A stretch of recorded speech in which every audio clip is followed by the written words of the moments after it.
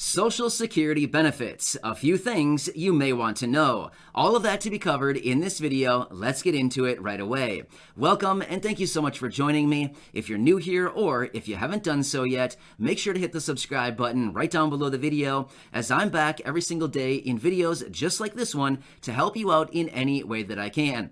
I know it can be very confusing and I know it can be difficult out there, so it is my dedication to be here for you, lay things out in a simple and easy to understand way in these videos. So thanks again for being here. Please make sure to subscribe right down below the video and share this video or any others here on the channel with your friends, family, and social media.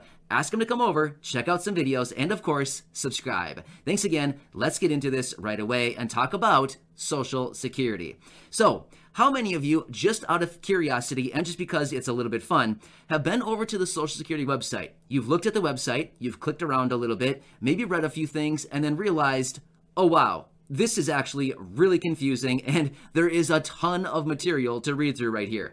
I'm just going to go ahead and click off the website now because I'm totally confused and I don't know what to do.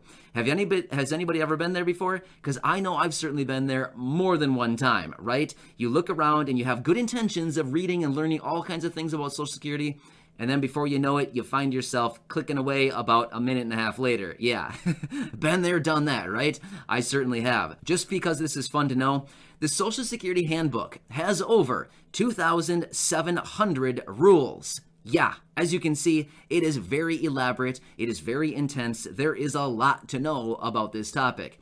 So in this video, I'm going to lay out a few different topics that are easily misunderstood and misinterpreted. I want to lay those out because it's very important to understand this. In fact, just a few days ago, I had a video out titled something like 4 Misconceptions and Misunderstandings about Social Security. You might want to check that video out as well when you get done watching this one, as I laid out a few very commonly misunderstood topics regarding Social Security. Well, I want to run through a few more in this video because it's very important to understand this. All right, with that being said, sorry for the long introduction. I wanted to run through that because, you have to preface things a little bit. Let's get into the list right here.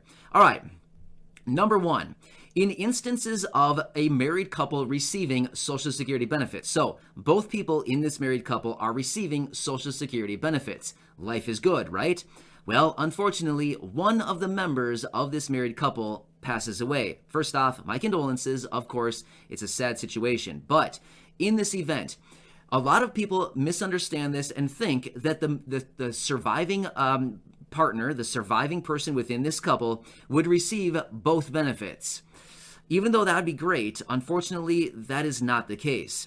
In this case, actually, the surviving spouse can actually receive the higher of the two benefits. So whoever had the higher of the two benefits, that surviving spouse can start drawing on those two, the higher of the benefit. Not both benefits, but rather just the higher of the two. In fact, let me give you a personal example. I'm going to give you this. This is actually a real life example from my family. So I have grandparents, right? My 2 grandparents are alive and well, and they are both receiving Social Security benefits. Unfortunately, a number of years ago, my grandpa passed away. Well, as a result, he had a higher Social Security benefit. My grandma, after he passed away, started drawing on his higher Social Security benefit. Therefore, this is a real-life example of where this took place, right? My grandma, she did it, right? She took my grandpa's benefit and started getting a little bit more each and every month. So that is something that can absolutely be done. But a lot of people misunderstand this and think that you'll get both benefits. That would sure be nice, wouldn't it? But unfortunately, no, that is actually not the case. So, moving on to number 2. Going back to that same married couple, once again, there's this misunderstanding that if one of the spouses, so in a couple, a married couple, one spouse never worked and or had any earned income contributing to Social Security. Now, there's this misunderstanding that many people think that the one couple that never paid into Social Security because maybe they didn't work or, have earned income, things like this, wouldn't be able to draw on Social Security benefits. Is that true? Well, no. Actually, someone who has never paid into Social Security in the event of a married couple can actually still get some Social Security benefits. Wait, what?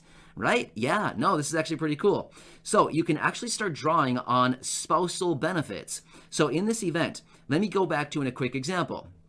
Let's just say, for example, now this was not the case, but I'm just giving you an example. Let's go back to the example with my grandparents. Okay, so my grandpa worked and my grandma, for some reason, didn't work. I'm just giving an example, okay?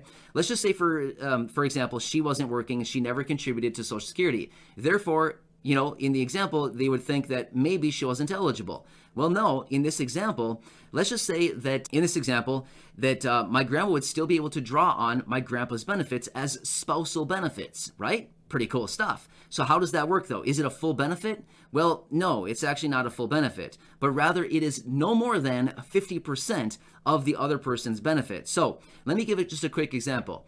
Let's just say in this married couple, the one person receiving benefits is receiving, for example, $2,000 a month. Well, could the person who maybe didn't be eligible for Social Security benefits as a result of maybe not having earned income, would that person also be able to get $2,000? The answer is, well, no, not $2,000, but up to 50% of the other person's benefit. So in this example, the person who wasn't receiving benefits could potentially be getting up to $1,000 as a spousal benefit off of the other person's benefit. Sounds pretty cool, right? Yeah, there's a lot of people that don't understand that this can actually be done. It can. Now, here's one thing that I want to mention.